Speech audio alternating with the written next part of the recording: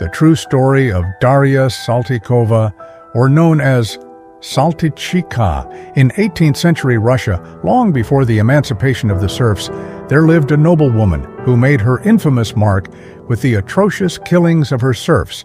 She enjoyed torturing and mutilating her victims, Daria Nikolaevna Saltykova.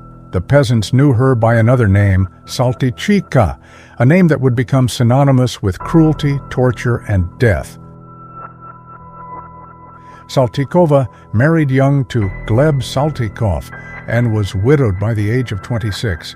With her husband's death, she inherited the beautiful estate near Moscow called Troitskoy, where she lived with her 2 young sons and over 600 serfs.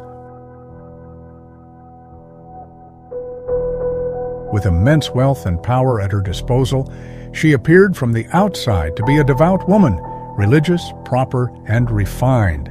But within the walls of her estate, she reigned with a terrifying grip. She tortured her victims for minor infractions: a torn dress, a misplaced item, a task done too slowly.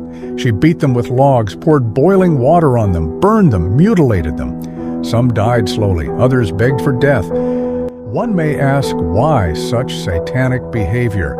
Although there is no exact explanation, I will tell you what happened before, and you can at least make a small sense of it.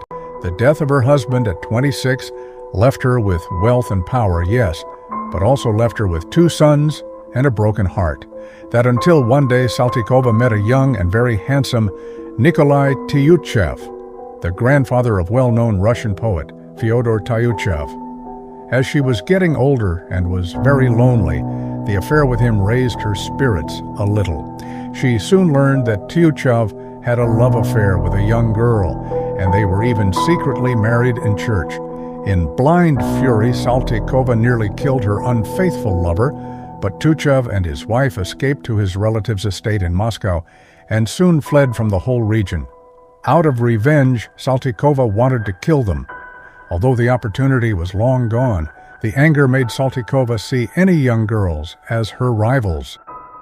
Even a 10-year-old was not safe. From 1756 to 1762, she had 38 to 138 victims, among them children and pregnant women. She was beating them, breaking their bones, throwing them out of the house naked into the freezing weather, and many other vicious, bloody tortures.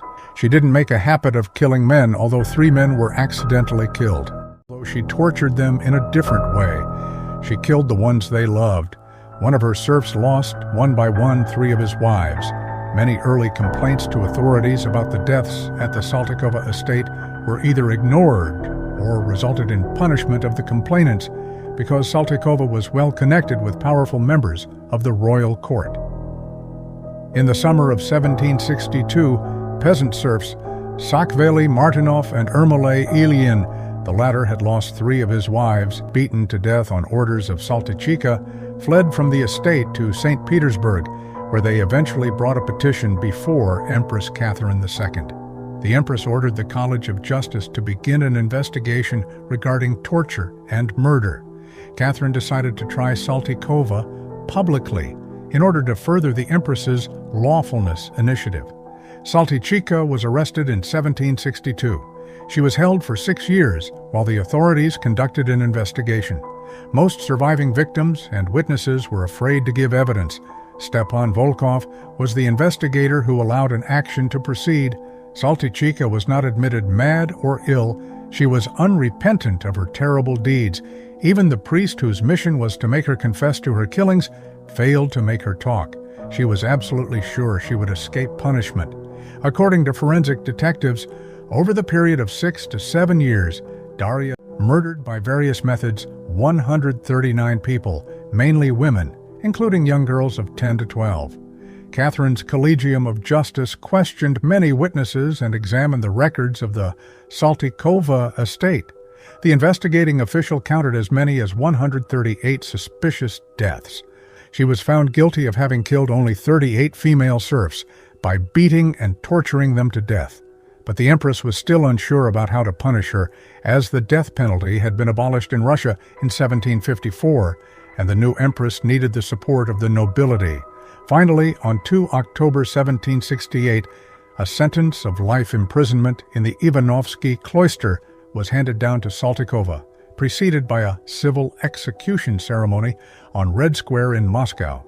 At a public beating in Red Square, she was chained on a platform for an hour in front of the crowd, with a sign around her neck with the text, "This woman has tortured and murdered." Saltykova was sentenced to life imprisonment in lieu of capital punishment. Her sentence required her to be incarcerated in a monastery dungeon in chains and in darkness. A windowless wooden room was built for her, so for a long time she lived in complete darkness. A nun would bring food and a candle, and after meal is done, the candle would be taken away. In the penitentiary cell, fully dark, Saltykova turned her back on the world for 11 long years. In 1779, Saltykova was transferred to one of the monastery buildings. Her room contained a window with shutters. Saltykova would spit at curious spectators, would revile them, and shove a stick at them through the window. Whether her mental illness was a result of her solitary confinement or was merely aggravated, it is unclear. Eventually, she died in her cell on November 27, 1801, at the age of 71 after 33 years of incarceration. SOMW documents, however, provide 1800 as a year of her death. And that was the end of the story. I hope you guys enjoyed it. Hit the like and share this with your friends. It will mean a lot to me. Thanks for watching.